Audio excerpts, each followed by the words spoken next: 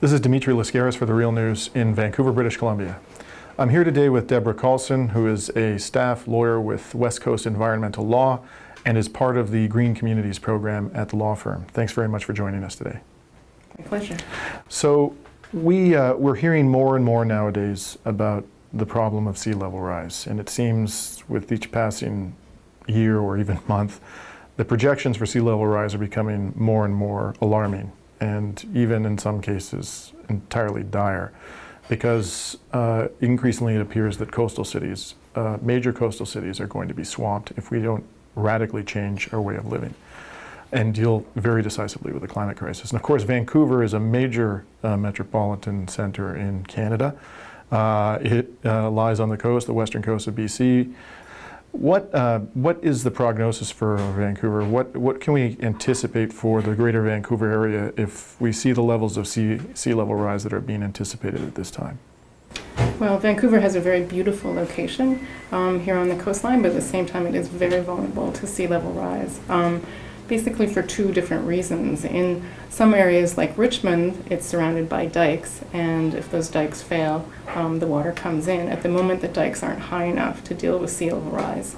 In other areas that aren't diked, we've built up a lot of infrastructure. We've put residential development, all kinds of municipal development near the water, and that's also very vulnerable to sea. What were some of those areas where you don't have dikes and there's been development in the Vancouver area? For example, in the Burrard Inlet, which has the City of Vancouver, the City of North Vancouver, the District of North Vancouver, the District of West Vancouver, major port infrastructure, all of that is quite vulnerable to sea level rise. Mm-hmm. And my understanding is one aspect of the problem is the seas are rising because of the melting of ice sheets and the glaciers, but also that some urban areas are sinking, a phenomenon referred to by experts as subsidence.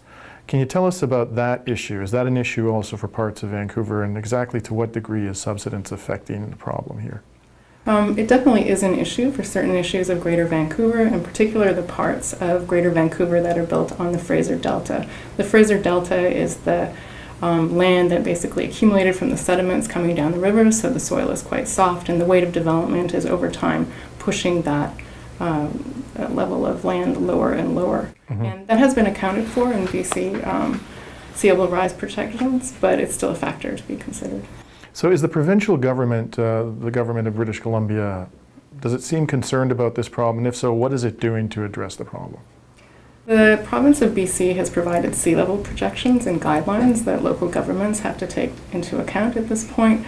However, I think it could be argued that the projections are somewhat outdated. They're based on science from 2008. They appeared in their current form in 2011, and they don't take into account more recent approaches to both the science in terms of the projections and also risk management approaches. Mm-hmm. And this you called it guidance. I take it from that if a municipal government didn't actually take the steps necessary to deal with the problem as articulated in the guidance, there wouldn't necessarily be legal consequences because it's just, at the end of the day, guidance. Is that fair? It's fair, although local governments are taking that guidance quite seriously because it's kind of like a roadmap for the future for them, and they can point to it and say, well, the province said that these were the climate projections and we followed those, so it helps to kind of immunize them from any sort of future claims of negligence against them. It's like doing their due diligence. Mm-hmm. So the BC government is articulating some guidance having to deal with the problem of sea level rise, which, as we know, is being precipitated by the warming of the atmosphere and the melting of ice. But at the same time, it's approving major resource development projects like or at least it supports the Trans Mountain pipeline expansion, the construction of liquefied natural gas terminals, all of which runs contrary to the whole notion of reducing our emissions. Are there any legal consequences potentially to the provincial government's failure to effectively respect the very concerns that it's articulating to municipalities about sea level rise? Right. Well, I'm not sure there are legal consequences for the province, but there are very practical considerations to the way it's presenting its guidance for local governments. For example, they're giving high-level numbers like saying we can expect 1 meter of sea level rise by 2100. They're not actually digging into what's behind those numbers.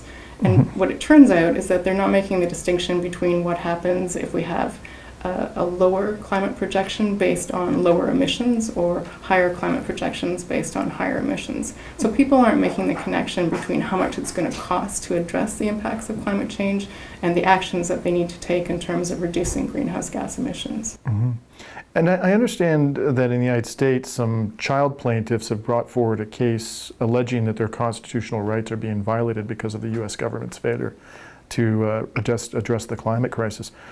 Where all that will end up, who knows? None of us has a legal crystal ball, but I'm curious, are you aware of any consideration being given by potential Canadian litigants to invoking their constitutional rights in a similar case against the Canadian government? And whether or not you're aware of it, do you think that that would have any prospect of success under our Constitution?